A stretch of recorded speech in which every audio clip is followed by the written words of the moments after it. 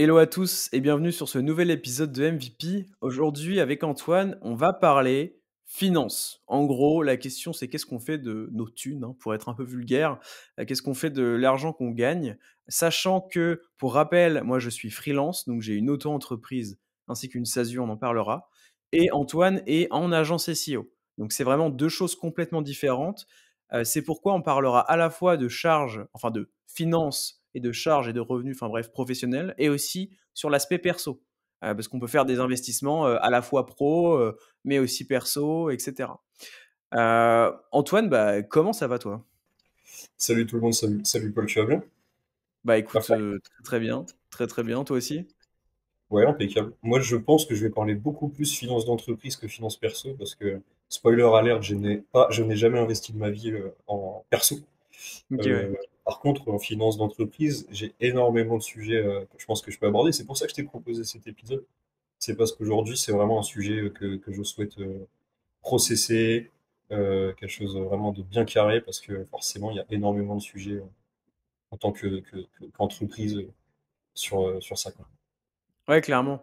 Bah, d'ailleurs, on fait un disclaimer, évidemment, on n'est pas du tout des experts financiers. On donne zéro conseil. Nous, on vous dit juste ce qu'on fait, pourquoi on le fait, pourquoi on pense que c'est optimisé comme ça, etc. Et puis, bah, c'est parti. Alors, pour cet épisode, on le fait jamais, mais on va direct commencer par les questions. En fait, honnêtement, on pensait pas avoir autant de questions. On a eu pas mal de questions intéressantes justement sur cet aspect finance-là. Donc, on va commencer directement par là. Juste avant, évidemment, je rappelle les performances du podcast. Donc, on n'a pas encore dépassé les 1200 abonnés là sur YouTube. Franchement, si vous pouvez vous abonner pour qu'on dépasse ce palier-là, là, il nous manque 20 personnes, donc ça serait vraiment top. En tout cas, merci à toutes les personnes qui commentent. Notamment la dernière vidéo, j'étais assez surpris parce que on demandait à un moment, oui, en gros, ouais, on a une heure, on est à 1h03 de recording. Là, je pense qu'il n'y a plus grand monde. Commentez si vous êtes là. Et on a eu pas mal de commentaires. Donc, merci pour ça. Ça a bien aidé le référencement de la vidéo. Et sur Spotify, on a enfin atteint les 70 notes, 5 étoiles, que des 5 étoiles. Donc un grand merci pour ça. Franchement, vous savez que c'est le KPI qu'on suit le plus. Et on sait que c'est pas évident d'obtenir des notes sur Spotify. Donc là, le chiffre rond 70 fait très plaisir. Évidemment, maintenant, on s'envole vers les 100 notes. Donc merci à toutes les personnes qui notent ce podcast. On essaie de vous donner un maximum de valeur en fait toutes les semaines. Donc c'est une manière gratuite de nous remercier et ça fait trop plaisir. Donc c'est parti. On va commencer tout de suite avec Léo Poitvin qui nous dit en gros c'est quoi votre fuck you money. Donc comme son nom l'indique, pour les gens qui ne savent pas, la fuck you money c'est un montant d'argent un peu psychologique qu'on a en tête à partir duquel, donc souvent mensuel, hein, à partir duquel on peut se dire c'est bon, je peux dire à tout le monde d'aller se faire voir entre guillemets. Donc en gros c'est un montant qui vous permet de peut-être refuser des partenariats que vous n'aimeriez pas faire, peut-être, je sais pas, arrêter de traîner avec certaines personnes parce que vous êtes totalement indépendant, aussi arrêter de vivre dans un pays que vous aimez pas parce que vous pouvez partir, etc. Enfin bref, c'est un peu ce montant-là. En gros, le montant de la liberté, entre guillemets. Donc souvent, c'est assimilé plutôt à du salaire, en gros, du revenu perso net, etc.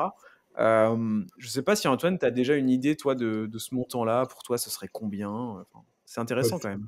Bah, pas du tout, parce que pour moi, je vois ça comme si que tu prenais ta retraite, en fait. Et du Ouais, coup, je ok. peux pas le prendre ma retraite. Ça serait quand même bizarre de le prendre une retraite, mais de toute façon. Mais je sais pas, oui, pour vivre toute sa vie sans travailler, ça dépend de quelle qualité de vie tu veux, mais je pense qu'à partir de 1 million, peut-être, 2 millions, 3 millions, ça doit être entre 1 et 5 millions. Ouais. Et à mon avis, tu peux vivre toute une vie simplement avec 1 million d'euros.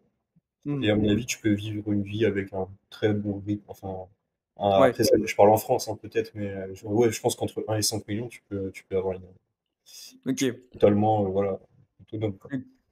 Ok, ouais. Après, fuck you money en soi, c'est pas forcément arrêter de travailler. C'est juste, en gros, voilà, avoir une somme où tu es tranquille, quoi, où tu peux vraiment faire tout ce que tu veux. Mais par exemple, moi, enfin, je te réponds ça parce que moi, dans ma tête, ma fuck you money, tu vois, à la base, je me disais, c'est 2 000 € net par mois. Parce que, en fait, pour moi, 2 000 € net par mois, je me suis toujours dit, bah, si je suis indépendant, d'ailleurs, je pensais à ça, je me disais ça quand je faisais encore que de la rédaction, donc je faisais même pas vraiment du SEO à proprement parler.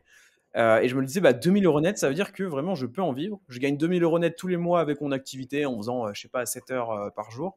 Ça veut dire que je peux en vivre. Donc, c'est un peu ma fuck you money parce que du coup, je dépends de plus personne à part ma capacité à trouver des contrats en rédaction web, tu vois, en l'occurrence. Et du coup, voilà. Donc, pour moi, c'était ça. Et actuellement, bah, honnêtement, je dirais que c'est toujours ça, hein, parce que je suis persuadé qu'avec 2 000 € net, bon, tu vis peut-être pas comme un prince à Paris, quoi. Mais je veux dire, si tu habites dans une zone où le loyer coûte pas trop cher, etc., t'es pas non plus hyper dépensif. Honnêtement, tu peux vivre et en fait, du coup, tu es 100 indépendant. Tu peux vivre plus ou moins où tu veux si tu as un métier digital. Tu peux faire tes horaires comme tu l'entends si tu as un métier, encore une fois, digital. Donc moi, c'est un peu ça, quoi. C'est vraiment 2 000 € net. Honnêtement, bon, bah, pour ceux qui me suivent, vous savez qu'aujourd'hui, je gagne plus que ça, hein, mais je veux dire, honnêtement, je pense que si là j'étais à 2 000 € net, je serais quand même content. Parce qu'en fait, il faut savoir qu'en psychologie, il y a un truc, c'est que le cerveau, il s'adapte tout le temps. Enfin, si vous augmentez votre niveau de vie, par exemple, j'en sais rien, ou même vos revenus, à un moment, vous allez péter un câble, vous allez dire, ouah, truc de fou, je gagne 2 fois plus qu'il y a 6 mois, c'est un truc de malade et tout. Mais en fait, au final, votre niveau de bonheur, il augmente pas de manière infinie comme ça. C'est-à-dire que, enfin, il y avait une vraie étude qui était sortie là-dessus, qui disait qu'en gros, à partir de, je crois que c'était 4 000 € par mois, un truc comme ça, ce qui est déjà élevé, hein, on s'entend. Mais globalement, entre gagner 4 000 € et 15 000 € par mois, bah, en fait, ton niveau de bonheur, il change pas tant que ça, quoi. Et moi, au vu de mes dépenses et tout, je sais qu'à 2 000 € net, je serais content. D'ailleurs, j'ai été longtemps, enfin pas mal de temps à 2 000 € net, notamment à la période où j'étais en alternance plus freelance à côté. En gros, c'était à peu près ce que je gagnais. Et je trouvais ça très cool, quoi. Enfin, bref. Donc voilà, pour moi, ma Fukumoni, c'est 2 000 €. Et c'est vraiment très bas, j'en ai conscience. Il y en a plein qui pensent qu'il faut absolument gagner 10 000 € par mois et tout.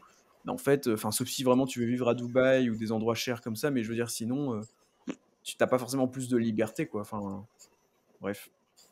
Voilà. Après, ça va un peu avec, je pense, ma manière de penser et tout. Et dites-nous d'ailleurs en commentaire, c'est quoi vous, votre fuck you money? C'est quoi le montant que vous voulez atteindre mensuellement? Franchement, ça serait intéressant de croiser. Moi, je pense comme ça, comme je disais pour Pré-Shot, je pense qu'il y en a beaucoup qui ont une fuck you money bien supérieure à la mienne, à mon avis. Donc, ce sera intéressant d'en discuter. Moi, je vois plus la fuck you money comme un truc en gros, un gros montant. Et après, du coup, tu peux ne plus travailler et faire des Ouais, choses qui ne sont, tu vois, pas pour l'argent.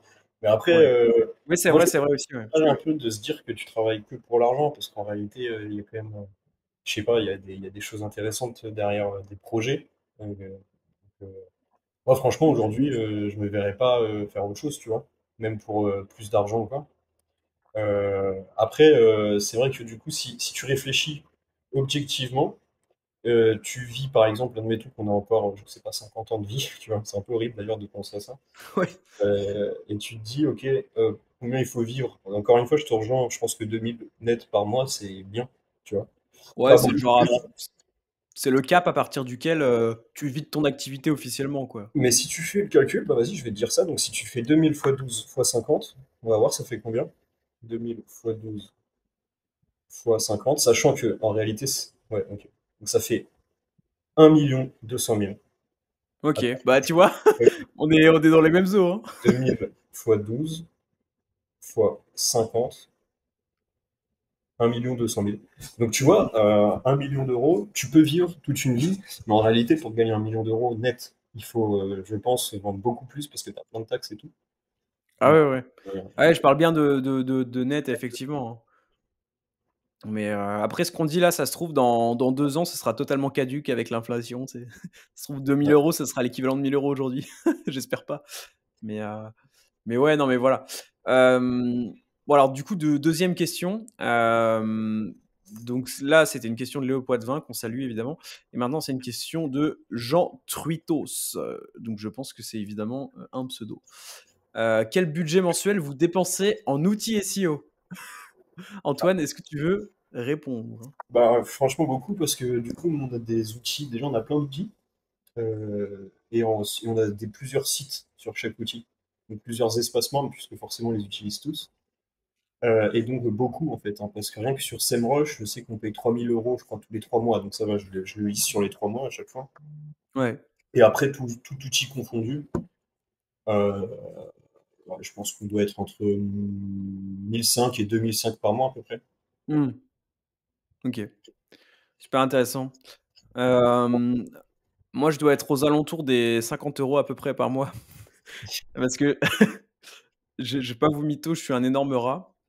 En tout cas, en fait, pour vous expliquer, donc historiquement, je suis en auto-entreprise, en micro-entreprise. En micro-entreprise, on est taxé sur notre chiffre d'affaires et non notre recette, notre revenu vraiment qui déduit les charges, quoi. Donc en gros, il n'y a pas de déduction des charges. Donc depuis le départ, je suis vraiment en mode la charge, c'est l'ennemi de ma rentabilité, mais genre littéralement, quoi. C'est pour ça que j'ai toujours filouté. Donc je révélerai pas peut-être 100% de mes techniques, mais globalement, évidemment, il n'y a rien d'illégal, hein, vous en doutez. Mais j'aime bien utiliser des petites astuces, notamment si vous me suivez sur LinkedIn, normalement vous le savez, même sur YouTube d'ailleurs, j'utilise beaucoup moi le Keyword Planner pour faire des recherches de mots-clés. Et rien que ça remplace une fonctionnalité phare d'un outil comme Ahrefs, comme SEMrush, comme tous les outils comme ça, qui est la recherche de mots-clés. Et en fait, j'essaye à chaque fois de trouver comme ça des outils un peu indépendants, gratuits, qui me permettent de faire la même chose globalement. Ceci dit, il y a toujours des moments où je me cherche, j'utilise des outils comme SEMrush, Ahrefs, etc., notamment pour analyser les performances SEO des concurrents. Bon, ça, à l'heure actuelle, j'ai pas trouvé de crawler qui crawl tout Internet et qui sort toutes les positions des concurrents gratuitement, hein. Évidemment, ça n'existera pas, je pense. Mais voilà, globalement, j'essaie vraiment de limiter un max. Donc pour le coup, je suis pas un exemple en termes de budget. Maintenant, je pourrais augmenter ça maintenant que j'ai ma SASU, parce que du coup, je pourrais faire passer ça en charge pro, ce qui serait bien plus avantageux que de le faire en micro-entreprise, pour la raison que je vous ai évoquée avant. Mais en fait, comme mes process roulent déjà avec tout ce système-là, bah, j'ai pas énormément d'intérêt. Et pour vous lâcher quand même quelques pépites, le Keyword Planner Google Ads, qui est très très cool, qui honnêtement, je trouve que c'est abuser la valeur, enfin la data que ça offre gratuitement, parce que même si vous n'avez pas de compte actif, vous obtenez quand même des tranches de volume par mot-clé, et c'est hyper puissant. Euh, Tout ce qui est Google Search Console, Google Analytics, tout ça plugué sur un Looker Studio, c'est pareil, c'est hyper puissant et 100% gratuit, et je trouve ça abusé, pareil, la donnée que vous pouvez en tirer. Et après, globalement, j'essaye beaucoup pour optimiser mes contenus, etc. Mais pareil, si vous me suivez sur YouTube, vous connaissez, mais de me servir de la SERP de Google, des indices que laisse Google, à savoir les suggestions, Google Suggest, les PA, les recherches associées, les contenus des concurrents, tout simplement. Et déjà, avec ça, on peut faire beaucoup, beaucoup de choses. Vraiment, pour moi, une des seules data qui est impossible à avoir gratuitement, c'est les performances SEO des concurrents, le netlinking des concurrents, où là, vous êtes obligé de passer par des outils tiers, ce qui coûte pas mal. Mais sur le reste, honnêtement, même par exemple Screaming Frog, ça coûte quasiment rien. C'est un audit technique de fou furieux. Enfin bref. Mais voilà. Voilà pour ça. Et après, il y a aussi, si par exemple vous avez absolument besoin d'un SEMrush, Href ou quoi, il y a des alternatives qui coûtent moins cher. Je sais qu'il y a Rank Explorer qui est pas mal. Honnêtement, j'ai jamais testé, mais j'ai eu beaucoup de bons retours. Et je sais aussi qu'il y a Alloscan, que là pour le coup j'ai testé, qui est très très bien aussi, et qui est de mieux en mieux d'ailleurs. Donc il y a des astuces comme ça, quoi. Mais globalement, ouais, c'est vrai que, bon, de manière générale, les outils SEO, c'est un poste de dépense qui est assez élevé, quoi. C'est clair. Donc ouais, ensuite, alors là c'est une question qui est vraiment spécifique à mon activité, de Quentin Blanchon, qui me dit: Paul, t'es passé en SASU doublé d'une micro-entreprise il y a quelques mois. Tu disais, si je ne me trompe pas, que tu avais gardé ton activité de consultant SEO sur ta micro-entreprise et le reste sur la SASU. Et donc il me demande pourquoi pas l'inverse. Ça t'aurait permis de pouvoir scale? Non. Alors en effet, donc pour ceux qui savent pas, donc comme j'ai dit au début, je suis freelance. Moi, je fais à la fois de la prestation de service pour des clients, donc pour le coup avec ma micro-entreprise, et à la fois j'ai d'autres types de revenus pour lesquels j'ai spécifiquement ouvert une SASU, donc une société anonyme. Et donc ces revenus-là, ça va être par exemple, je sais pas, tous les revenus qui sont liés à ma chaîne YouTube, donc le sponsoring, parfois je fais des placements de produits, je fais de l'affiliation vers Linkuma aussi, comme on fait avec MVP d'ailleurs. Et bref, tous ces types de revenus-là, l'apport d'affaires évidemment. Et oui, alors pourquoi j'ai pas fait l'inverse? Parce qu'en fait, j'ai pas. Parce qu'effectivement, du coup, la SASU, là j'explique vraiment pour ceux qui ne connaîtraient pas tout ça, mais la micro-entreprise, vous ne pouvez pas scale à l'infini, notamment parce que déjà, vous ne pouvez pas faire passer de charges pro, vu que vous êtes taxé sur le chiffre d'affaires et non le revenu, la recette, quoi. Et en plus, vous avez une limite de chiffre d'affaires en auto-entreprise. Donc en fait, l'auto-entreprise ou la micro-entreprise, hein, c'est la même chose. Globalement, c'est fait pour se lancer au départ et on ne peut pas trop viser la lune avec ça. Par contre, ça reste évidemment une forme, une structure juridique qui est assez avantageuse d'un point de vue fiscal, parce que comme c'est une structure qui est à la base prévue plutôt pour se lancer ou quand on commence une activité, bah, vous n'avez pas des taxes qui sont énormes. Même si, apparemment, elles vont augmenter. Je crois qu'on va passer de. Là, on doit être dans les 21% de cotisation sociale pour les prestations de services BNC, donc non commerciales. Et je crois qu'en 4-5 ans, on va passer à 26%. Donc, quand même, ça monte pas mal. Mais bref, en tout cas, voilà, c'est assez avantageux. Et donc, effectivement, moi, j'ai gardé la presta là-dessus parce que j'ai pas envie de scale ça, en fait. J'ai pas trop envie de travailler avec d'autres gens vraiment de manière active, de devoir vérifier des livrables, etc., ou même de former un peu des gens. Je préfère vraiment rester solo. C'est pour ça que la SASU, je l'ai plutôt dédié au reste de mon activité.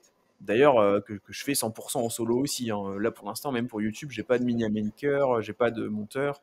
Il y a juste ma copine qui m'aide un peu sur les visuels parfois, mais globalement, c'est tout.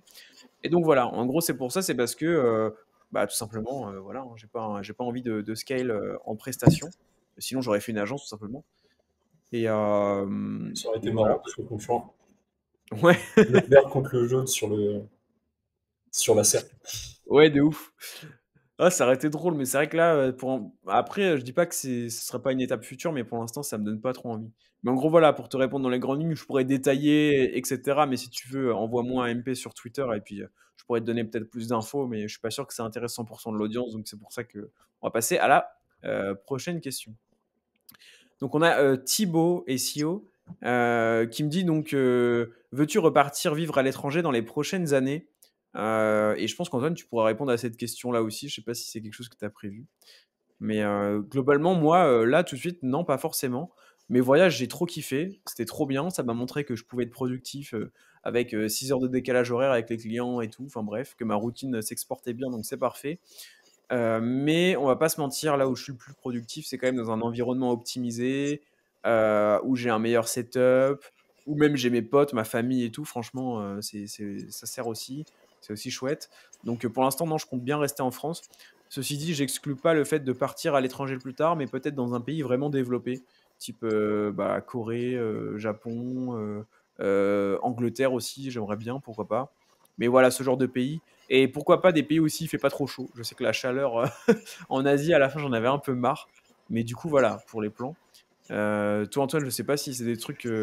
Après, Ouais, moi, avec l'agence, c'est plus compliqué, mais ou peut-être moi, je des pense pas. séminaires. Ouais, des séminaires. Genre un petit séminaire. Bah non, non, non, je pense pas, honnêtement, non. Là, c'est pas possible. C'est pas Bah, dans la strate sur les 5 prochaines années, 10 prochaines années, tu vois. ouais, clairement. Après, bah, moi, ce que j'aimerais bien faire, peut-être un jour, si j'arrive à atteindre un niveau de stabilité vraiment bon, c'est peut-être, tu vois, de pouvoir partir 3 mois et de me mettre en télétravail pendant des phases de 3 mois, tu vois. Ouais. Bon, tu vois, c'est vraiment, vraiment. Je sais même pas si c'est vraiment viable, même quand tu es bien stable, de partir aussi longtemps quand tu as une boîte. Je sais Je pas sais du tout. pas. J'ai pas d'exemple d'entrepreneurs autour de moi qui font ça en tout cas. Ouais, c'est clair. Hmm, mais ouais. Je viens de tilter là. En fait, on a répondu à une question qui a rien à voir avec la finance, en fait. Ouais, on n'est pas dans un podcast finance là, clairement, mais on Non, peut mais continuer. la dernière question, elle avait rien à voir, ouais. Mais bon, du coup, Thibaut, il y a deux autres questions, mais pareil, c'est pas des questions centrées finance. Donc, je vais pas y répondre. Valentin, par contre, qu'on a interviewé, enfin, qui est venu nous donner un petit cours d'email marketing, très très cool sur MVP, nous demande si on a un objectif de chiffre d'affaires slash de revenus en tête. Et après, il nous demande dans quoi est-ce qu'on a investi. Et donc là, je vais pouvoir vous parler aussi de ce que j'ai fait. Mais Antoine, est-ce que toi, tu as un objectif de CA? Alors nous, avec l'équipe qu'on a, on peut faire 1 million. Donc c'est un bel objectif déjà, tu vois, c'est un peu le palier. Ouais, Et stylé. on n'y est pas encore, donc ça veut dire que sans recruter, maintenant, on peut arriver à ce palier. Donc c'est très Ok. cool. Ça fait pour info 80 000 à peu près par mois. Ok. sachant que c'est en TTC et que là, en TTC, on doit être à peu près à entre 65 et 70. Ok. Donc on n'est plus très très loin. On va y arriver de toute façon, c'est sûr. Et après, à terme, bon, pour l'instant, j'ai que cet objectif-là. Mais bon, pour moi, c'est pas une fin en soi aussi. Tu vois, Ouais, ouais. il y a tiens, il y a une mouche qui est passée sur. Ouais, attends, c'était incroyable. Franchement, on gardera parce que je te jure, j'ai vu une énorme mouche arriver là. Les gens sur YouTube, vous verrez, mais excellent. Euh, Donc ouais, ok, 1 million par an, bah, très stylé. Et Je toi, me du dis coup? qu'en fait, 80 000 par mois, ça Ouais. semble tout de suite plus accessible, quoi. Quand tu dis 1 million par an, tu dis what the fuck, c'est énorme. Tu comprends pas trop, ouais. 1 million. Ouais, Moi, perso, tu vois, je modélise pas bien. ouais, 80 c'est 000 ça. euros, je les modélise pas très bien. 1 million, je les modélise pas très bien. Bah, Euh, 80 000, c'est. Tu dis ouais, 80 clients à 1 000 euros, quoi, par mois, et puis voilà, en ouais, c'est gros. vrai. Ouais, ouais. Tu peux voir ça comme ça, c'est ça. En soi, ouais, enfin, c'est pas. Enfin, il y a plein d'agences qui doivent avoir ça en vrai, hein. Oui, oui. Enfin, Ouais. ça se fait, quoi. Les agences à 1 million, il y en a pas mal. Les agences, quand tu commences à toucher 3-4 millions, tu en as déjà moins. Ouais. Pour donner des petits trèfles, je pense que Kudak, alors ils communiquent beaucoup sur leur CA, et puis pareil, mais je pense qu'ils sont entre 3 et 5 maintenant. Ok. Euh, la quinca, je suis pas sûr que je puisse le dire, donc je vais pas me permettre de le dire. Ouais, non, le dis pas dans le doute. Et Eskimos, ils arrivent au 10 là, je crois. Ok. Donc tu vois, ça te donne un ordre de grandeur, tu vois, ne serait-ce que les Siominki 1, Kudak 3, on va dire, et Eskimos 10. C'est quand Ah, même. c'est marrant, en fait, t'es pas enfin, je trouve que, tu vois, Eskimos 10, qui sont quand même la référence en SEO, bah, au final, tu pas non plus, enfin, c'est pas inatteignable, quoi. Je veux dire, c'est Non, pas, c'est beaucoup plus dur de faire les premiers que de faire les suivants. C'est là où tu construis tous tes process, toute ta team. euh, c'est beaucoup plus compliqué, tu vois. mmh. Donc, passer la barre du million, c'est déjà très très bien. Ah bah, ouais, ouais, non, mais j'imagine, hein. Vraiment. Ah, mais c'est très stylé, hein. OK, bah, trop cool. Tac, petite interruption dans le podcast pour vous rappeler évidemment que cet épisode est sponsorisé par Linkuma. Linkuma, c'est une plateforme qui vous permet d'acheter des backlinks à partir de 7 euros, donc vraiment low cost, des liens low cost mais efficaces, c'est pour ça qu'on les recommande. Et vous avez notamment aussi une fonctionnalité qu'on adore qui est la délégation de campagne. Donc vous pouvez dire à Linkuma, voici mon site, voici les mots-clés sur lesquels je souhaite me positionner, voire même ne pas leur donner de mots-clés, et eux vont se charger de mener à bien en fait une campagne de netlinking qui va vous pousser sur des mots-clés vraiment stratégiques. Donc si ça vous dit, vous avez évidemment un lien d'affiliation qui se trouve en description, n'hésitez pas à cliquer dessus, vous créer un compte et vous faire votre propre avis, sachant que comme c'est une plateforme qui propose des backlinks à des prix vraiment accessibles, vous pouvez très bien tester à hauteur de 30 euros, donc, ou même 10 euros, ou même 7 euros si vous souhaitez acheter un seul lien le moins cher. Donc franchement, n'hésitez pas, c'est les tops acteurs du marché, ils sont très très cool, si vous avez besoin d'eux, ils sont très disponibles au support, etc. Et surtout, leur campagne pousse très très bien. On en a fait les frais personnellement, donc franchement, c'est vraiment chouette. Donc allez-y, et on reprend tout de suite avec le podcast. Moi, pour répondre rapidement, j'ai aucun objectif de chiffre d'affaires ou de revenus en tête. En fait, moi, je sais que je fonctionne comme ça d'un point de vue motivation, et je vais faire un parallèle que moi je trouve hyper pertinent, mais avec le sport, c'était pareil. Quand j'ai commencé à la muscu, j'avais aucun objectif de je veux peser tant, je veux atteindre ce genre de physique et tout. Et au final, j'ai l'impression que c'est ce qui m'a permis de tenir dans le temps, de pas être frustré, et au final d'avoir des résultats très cool, que aujourd'hui j'estime très cool. Et bah, financièrement, c'est la même chose. C'est-à-dire que honnêtement, puis même de toute façon, c'est même pas le KPI que je suis le plus, quoi. Je suis pas là à regarder, à me dire tous les mois: «Ouais, mon chiffre d'affaires, il augmente pas». Évidemment que je regarde, quoi. Par exemple, il y a des trucs comme, bah, Antoine le sait, l'apport d'affaires, par contre, ça, c'est genre une verticale que vraiment je surveille parce que pour le coup, je trouve ça hyper intéressant. C'est du chiffre d'affaires qui est détaché de mon temps de travail et tout. Pareil, je sais pas, le sponsoring YouTube, ça, c'est un truc où je vais faire un zoom dessus, ou l'affiliation pour Linkuma ou ce genre de truc, parce que c'est mes focus actuels. Donc en fait, je dirais que j'ai pas d'objectif de chiffre d'affaires et de revenus. Par contre, j'ai en tête quand même une progression de mes revenus passifs, on pourrait dire semi-passifs pour être plus exact. En tête, ça j'en ai une à peu près, quoi. Enfin, j'ai pas de chiffres, mais je suis en mode, je veux que ça monte, je sais où j'en suis, et j'aimerais bien que ça augmente dans le temps, et pour l'instant, ça augmente, donc c'est très cool. Mais voilà, globalement, pour te répondre. Donc, j'ai pas de chiffres précis à donner. Mais voilà. Ensuite, dans quoi est-ce qu'on a investi? Et donc là, ça va ouvrir. Là, je pense qu'on va avoir des choses à dire. Euh, Peut-être, euh, Antoine, est-ce que tu veux commencer un peu avec comment tu investis ta trésorerie plutôt Ouais. pro?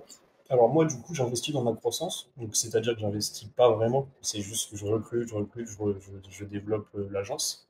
Ouais, Ce qui est pour moi l'investissement de loin le plus rentable. Mais de ouais, c'est loin. clair. Euh, Après, si demain je devais investir, il faut bien distinguer l'investissement perso d'un investissement de la part d'une société. Je pense que je me, je pense pas que je me verrais investir perso aujourd'hui avec une structure, avec une boîte. Je pense que demain, si je devais investir, j'utiliserais un système de holding. Donc, c'est ce que font pas mal de boîtes, c'est-à-dire qu'en fait, tu crées une holding avec plusieurs entreprises qui sont connectées entre elles, Ouais, et notamment des entreprises qui sont dédiées à l'investissement, comme par exemple des CI, ouais, SS2I, etc. Et donc, en fait, ce que tu vas faire, c'est que plutôt que de te verser des dividendes ou un salaire qui provient d'une trésorerie sur laquelle tu vas payer énormément d'impôts, ouais, et en plus, après, donc, la next step, c'est d'investir depuis ta propre personne physique, et là aussi, tu vas encore remettre un coût fiscalement, c'est jamais très intéressant. Et bah, tu investis, mais depuis en fait un système d'entreprise. Et donc, c'est beaucoup plus intéressant déjà en termes d'impôts. Et même en termes, par exemple, si demain tu veux faire, je sais pas moi, un emprunt, et que tu as une entreprise qui fait du chiffre d'affaires, c'est beaucoup plus facile parce que tu peux avoir, bah, tu vois, euh, un emprunt, un montant d'emprunt beaucoup plus fort, puisqu'en fait, tu vas avoir la capacité de remboursement mensuel beaucoup plus ouais, importante. Tu peux avoir des capacités de remboursement mensuel, je sais pas, de 10 000 € quand tu as un système de holding, alors qu'un mec qui gagne 10 000 € par mois, il va même pas avoir 5 000 €. Donc, même un énorme salaire n'aura pas du tout la même capacité d'investissement qu'une holding. ouais, Donc voilà, donc ça c'est le process normalement qu'il faudrait que je suive si demain j'investissais, mais aujourd'hui je veux vraiment investir dans ma croissance. ouais. Peut-être que le premier investissement que je ferais, pour te dire que c'est lié à la croissance, ça serait des bureaux. Donc j'achèterais mes propres bureaux, donc c'est quand même lié à la croissance, c'est pas vraiment de l'investissement, c'est en fait tu investis dans tes locaux, donc tu le sécurises. Ouais. Mais tu sais, moi, du coup, je m'intéresse depuis peu à ce système un peu de investir sa trésorerie professionnelle, donc enfin, d'une vraie société, donc d'une SASU en l'occurrence, par exemple. Et j'ai entendu parler de ce truc holding plus SCI. En gros, pour ceux qui savent pas, c'est vraiment la référence, quoi. En gros, tout le monde en parle. En fait, je me dis, bah, là, c'est ma logique de fouille débutant, hein, vraiment, hein. Là-dessus, je suis vraiment pas calé. Mais je me dis, en gros, le but, c'est de faire ça bah, pour éviter de payer trop de taxes, quoi, en gros, versus se verser un salaire et après l'investir. Donc, je suis d'accord, en temps 1, tu payes moins de taxes parce que bah, l'argent, il sort pas de la boîte, entre guillemets, tu te verses pas de salaire ou quoi. Et je me dis, au final, tu investis ça, mais le but final, c'est quand même de récupérer cet argent-là en perso, ou en tout cas d'en tirer des bénéfices personnellement. Donc, je me dis, tu vas bien te faire taxer à un moment. Alors ça du coup, pour moi, sur le perso, tu vois, je Ouais, préfère être par exemple locataire. Donc ouais, tu t'en fous en fait, t'es locataire, t'es libre, tu peux avoir des gros apparts, tu peux avoir un tout petit appart parce que t'as pas de thunes. Tu peux partir, tu peux bouger.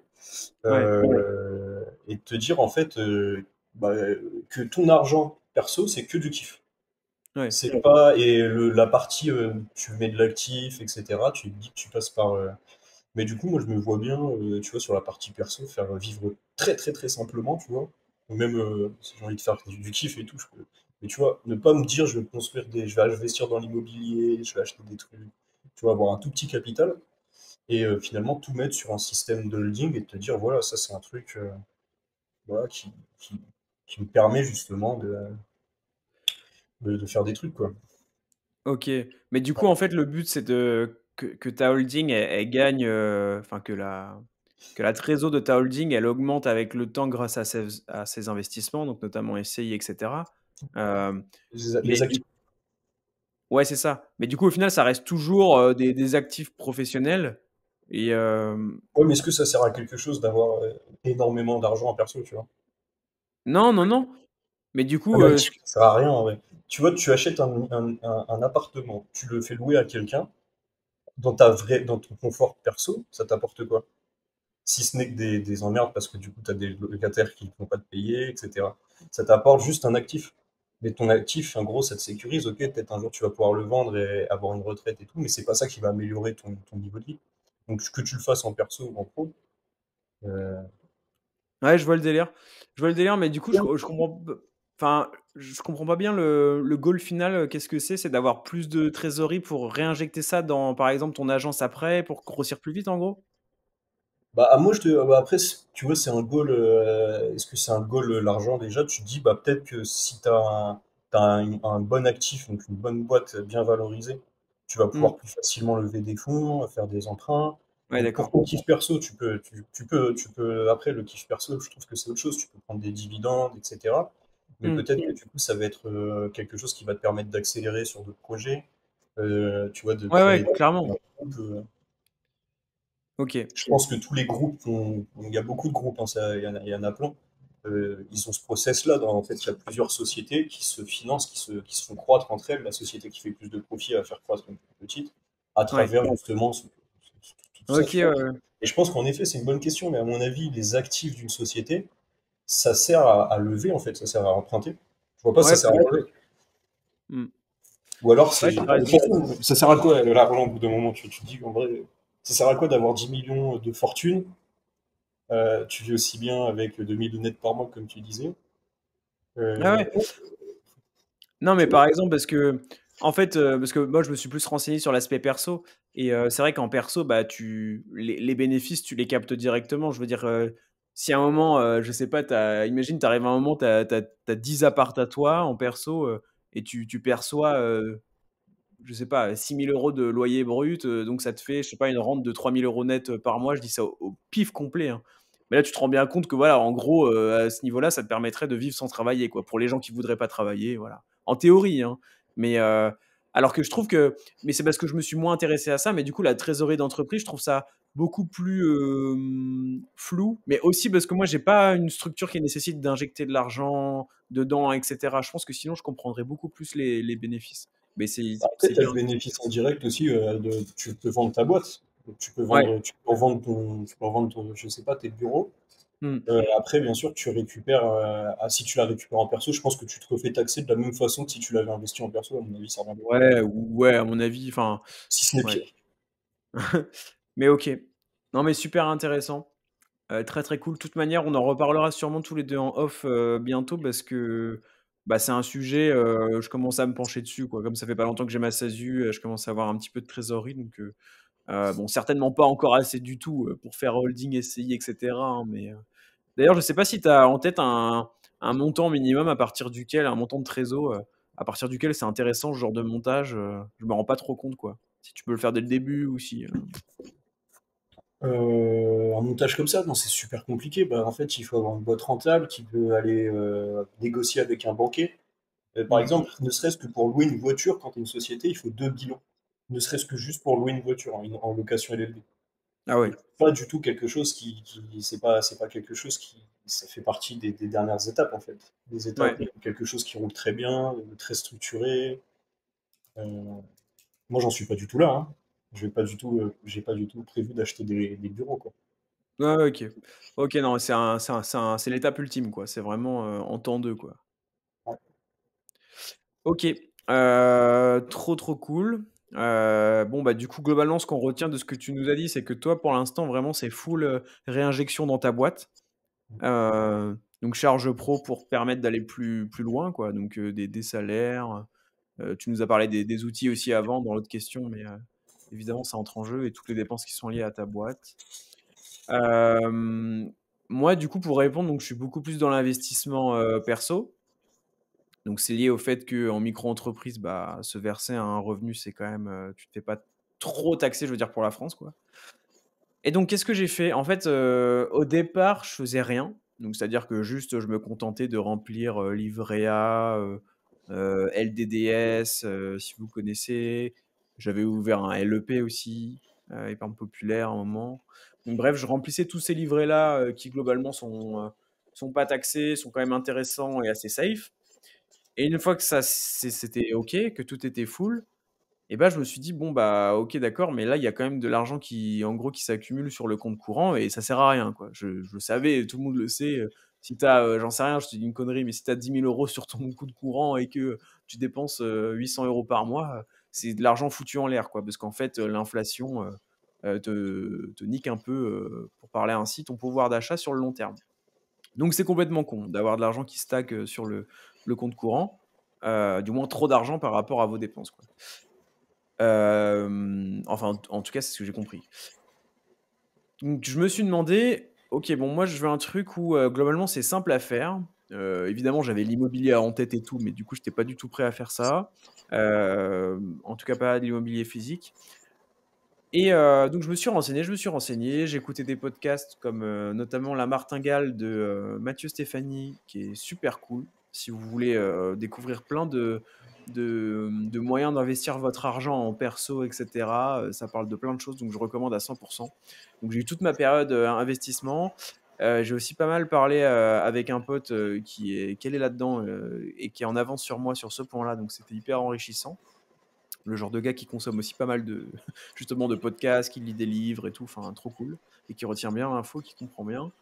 Donc on a pas mal échangé et bref, qu'est-ce que je fais aujourd'hui concrètement?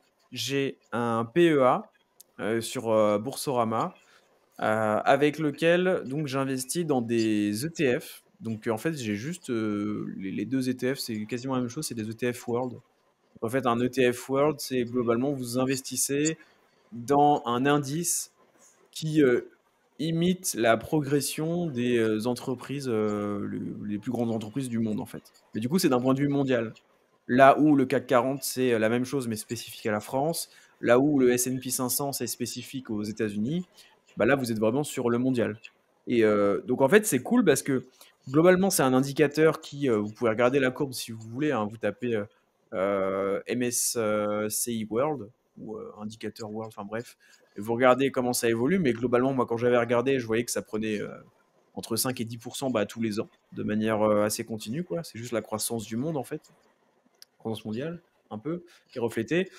Et, et donc c'est cool parce que, bah, globalement, c'est quand même donc moi, quand j'ai regardé, ça faisait que d'augmenter sur le très long terme, hein. On parle vraiment d'investissement à long terme, parce que dans tous les cas, un PEA, par exemple, c'est bien, enfin, c'est fiscalement avantageux au bout de, je crois que c'est 5 ans à peu près que tu peux, enfin, à vérifier, mais il me semble que c'est 5 ans. Donc c'est vraiment long terme, quoi. Et surtout, c'est diversifié parce qu'en fait, vous n'êtes pas, le risque, donc moi, je suis vraiment pas dans l'investissement, à risque, type, bitcoin ou quoi, même si ça m'est arrivé d'investir là-dedans, mais j'estime que j'ai pas les compétences et j'ai pas le temps de regarder les trucs, tous les mois pour réajuster mes investissements ou quoi. Je veux vraiment un truc entre guillemets «débile», quoi, où je mets de l'argent et je sais que globalement sur X années, il y a de fortes chances pour que ça monte. Et, donc ouais, et donc, c'est diversifié, vous n'êtes pas que sur les États-Unis, vous n'êtes pas que sur la France et tout, et c'est plutôt cool. Et au sein d'un PEA, en plus, c'est fiscalement avantageux au bout de X années, quoi. Donc en gros, j'ai fait ça, et le deuxième truc, en fait, j'ai que deux trucs, j'ai ça, et le deuxième truc, ça me permet d'investir dans l'immobilier sans rien faire. C'est ce qu'on appelle les SCPI, et donc j'investis dans une SCPI. En l'occurrence, je peux la citer, c'est pareil, c'est pas du tout un conseil, hein, c'est juste que quand j'ai benchmarké, je trouvais que c'était plutôt cool en termes de performance. Je dis pas que c'est la meilleure ou quoi, mais moi, c'est Remake, Live, ça s'appelle, et j'investis dans cette SCPI-là, au sein, d'une enveloppe, donc assurance vie. Donc voilà, donc ce qu'il faut retenir, c'est enfin, de ce qu'il faut retenir de ce que je fais, hein, pas ce qu'il faut faire, hein, encore une fois, c'est que, j'investis dans un ETF, enfin 2 ETF World au sein d'un PEA et dans une SCPI au sein d'une assurance vie. Et pareil, l'assurance vie, globalement, c'est plutôt au bout de 8 ans que ça devient intéressant de retirer l'argent, fiscalement. Voilà, et donc la SCPI, pour ceux qui savent pas ce que c'est en fait, globalement, vous achetez les parts d'une SCPI, et cette société-là investit dans l'immobilier pour vous, quoi. Genre, ils sont spécialisés là-dedans, ils investissent l'argent que vous leur donnez, ils participent à acheter des immeubles, et cetera, des bureaux, enfin, ça peut être plein de choses, même des commerces aussi. Et ils vous reversent une partie des loyers en contrepartie, et cetera. Et en gros, vous gérez rien, quoi.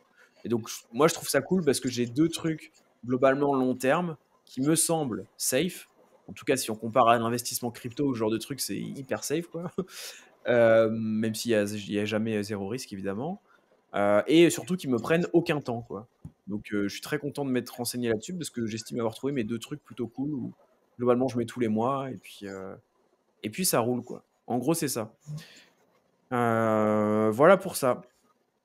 Donc je pense qu'on a enfin, à mon avis, j'ai bien répondu à cette question-là. Mais pareil, Valentin, si tu veux plus de détails ou en discuter, je pense que tu peux passer par, MP, LinkedIn, Twitter, même email, parce que tu as mon mail maintenant, pour qu'on en discute si tu veux, parce que je suis pas sûr que ça intéresse non plus 100 des gens qui écoutent. Mais voilà. Et donc dernière question, c'est Sébastien, @Sébastien Oribou, qui nous dit, plus sérieusement, parce qu'il faisait une blague avant, où il nous demandait d'ouvrir nos applis, de banque en face caméra. Et il nous dit plus sérieusement, quels sont vos investissements pour à terme être indépendant de tout travail? Donc bah, en fait, on a déjà répondu à nos investissements. Moi, je voulais juste, traiter cette question pour, en fait, relever un point, c'est que, enfin, moi et comme Antoine, je pense, en fait, être indépendant de tout travail, c'est pas forcément notre objectif, quoi. C'est-à-dire que, tu vas répondre juste après Antoine, mais moi perso, je suis focalisé effectivement sur mes revenus plutôt passifs, donc mes investissements perso, les revenus d'affiliation, l'apport d'affaires, bref, tout ce que j'ai dit. Mais pour autant, moi je kiffe travailler en fait, hein. Et j'ai pas forcément envie d'être indépendant de tout travail, hein. Alors évidemment, quand tu es indépendant, tu penses toujours un petit peu à ta retraite où tu te dis: «Bah, je sais pas, dans 50 ans, ce serait cool quand même que j'ai de l'argent qui tombe tout seul, que j'ai un truc» ou 40 ans. Mais enfin là, tout de suite, je sais pas ce que tu en penses Antoine, mais moi je suis pas du tout à me dire, «Il faut que je sois indépendant de tout travail», hein. Ouais, pareil. Mais ça, c'est marrant parce que vraiment, je pense que c'est justement en ayant cette mentalité que ça va être, à mon avis, un peu compliqué d'arriver à cet objectif. Parce qu'à C'est mon avis, possible. en faisant quelque chose qui te plaît vraiment que tu vas pouvoir performer. Mmh. Et en fait, c'est vrai que moi, pareil, j'ai pas du tout envie d'arrêter, tu vois.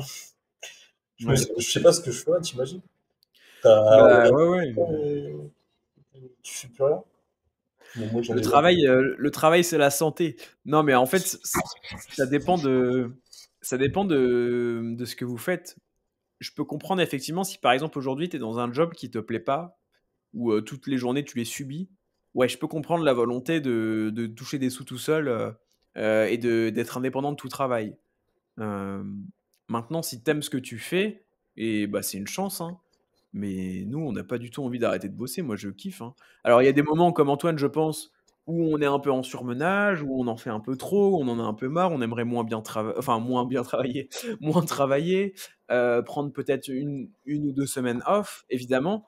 Mais sur la globalité, moi, je sais que c'est enfin, je trouve qu'on a un job, qui est même si on fait pas les mêmes missions exactement avec Antoine, hein, mais globalement, le SEO, c'est quand même une thématique qui est archi excitante, stimulante, on apprend tous les jours. Moi, travailler mes réseaux, c'est un truc que je kiffe aussi. Tourner ce podcast, par exemple, c'est un truc que je kiffe aussi. Enfin, franchement, moi là, je suis très content, hein. Je suis très, très content, j'ai pas du tout envie de plus bosser, quoi. Mais par contre, à terme, bon, je me dis quand même, bon, voilà, on sait jamais si à 60 ans, j'ai plus envie de bosser. Ce serait effectivement cool d'avoir de l'argent qui tombe tout seul, quoi. On va pas cracher dessus, c'est toujours une sécurité, mais bon, c'est pas l'objectif numéro 1, hein. Et d'ailleurs, c'est marrant parce que il y a pas longtemps, je suis allé, parce que je fais un resto par semaine avec des gens comme ça que je connais un peu. Et la Ouais, dernière fois, je suis allé faire un resto avec le gérant d'une agence qui a genre un peu plus d'années d'agence, tu vois. Et ouais, il me disait, tu vois, je lui disais que j'étais à l'équilibre, que ça me faisait chier, que voilà, j'étais toujours à l'équilibre, etc. Mais bientôt, on allait faire de la marge.